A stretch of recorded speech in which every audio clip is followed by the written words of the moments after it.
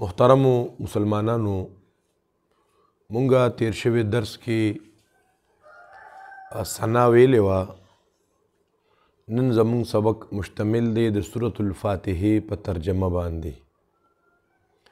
کله چې په مونځ کې په لومبي رکعت کې ثنا وویلی شي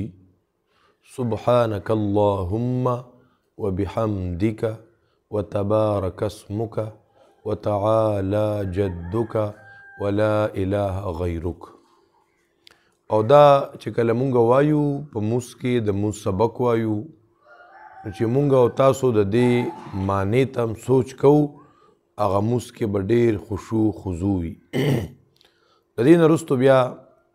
په لومبي رکعت کې تعوذ او تسمیه ویل دي. تعوذ اعوذ بالله من الشیطان الرجیم،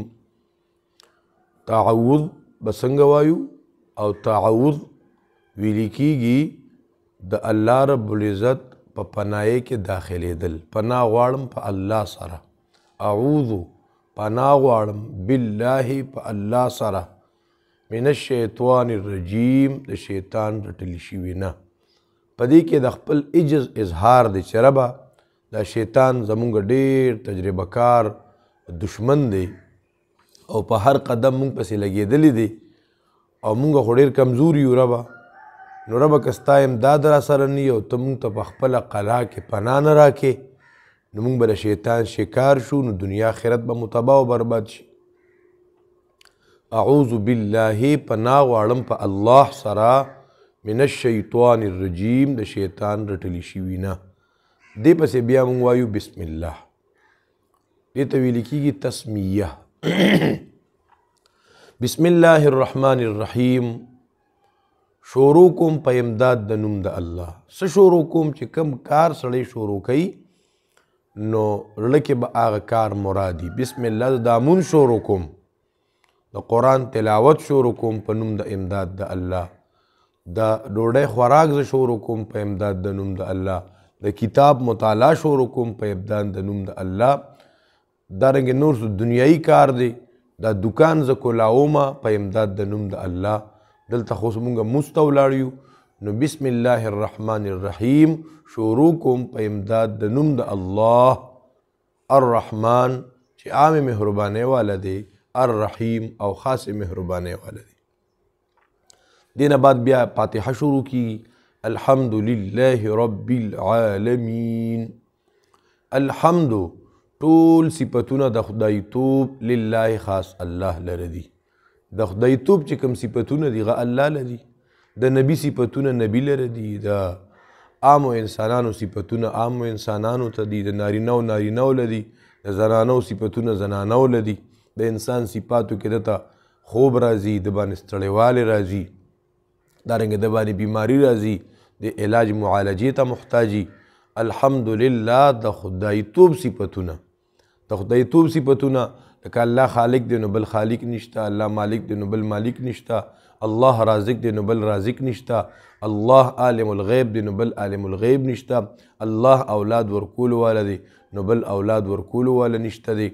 الله عزت ورکولو والا دی بل عزت ورکولو والا نشته دی. دا د خدای چې څونه صفات دي دا یوازې الله لره خاص دي.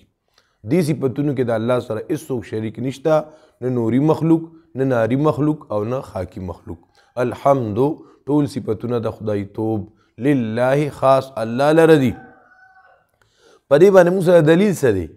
چې موږ وایو د خدایي صفتونه یوازې الله پورې خاص دي. نو په دې خبره موږ سره دلیل یو دا دی رب العالمین،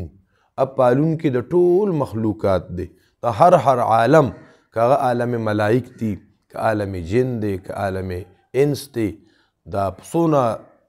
عالمونه چې دي د دې هر عالم پالونکي یو الله دی. نو ځکه صفتونه هغه له دي رب العالمین چې پالونکي د ټول مخلوقات دی. دا په یو دلیل شو. بل دلیل الرحمن الرحیم، الله عام مهربانه دی او خاص مهربانه دی، عام مهربانۍ والا دی او خاص مهربانۍ والا دی. عام مهربانۍ والا دی په دنیا کې وګوره مسلمان ته کافر ته هر چاته روزي رسان دی او هر چاته د هغې ضروریات پوره کوي او الرحیم خاص مهربان به په آخرت کې صرف په اهل ایمان باندې دا د الله بل صفت په دې کې رالو چې هغه ذات رحم والا دی او د الله رحم ډیر زیات وسیع دی لا تقنطوا من رحمت الله ان الله یغفر الذنوب جميعا الله ټول ګناهونه معاف کوي الله ډیر کریم بادشاه دی بل دلیل چې د الله صفتونه د خدای صفتونه یوازې الله لدی ځکه چې مالک یوم الدین مالک د ورځې د قیامت دی الحمدلله موږ ماضي کې الله ته محتاج یو ماضي کې الله ته محتاج یو رب العالمین الرحمن الرحیم په حال کې الله ته محتاج یو د الله رحم ته محتاج یو د الله ربوبیت ته محتاج یو مالک یوم الدین مالک د ورځې د قیامت دی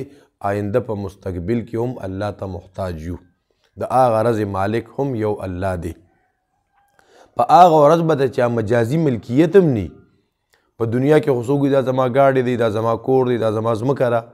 هلته کې به دام نی بلکې اعلان به کېږي چې لمن الملک اليوم نن بادشاهي چاله ده اعلان به وشي لله الواحد القهار نو مالک یوم الدین مالک د ورځې د قیامت دی ایاک نعبد و ایاک نستعین چې موږ د درېواړو زمانو کې الله ته محتاج یو نو دا نتیجه د دلایلو شوه چې ایاک نعبدو یا الله مونږه عبادت خاص تعالی را کوو بل چاله عبادت نه کوو که هغه عبادت قلبي دی که عبادت مالی دی او که عبادت بدنی دی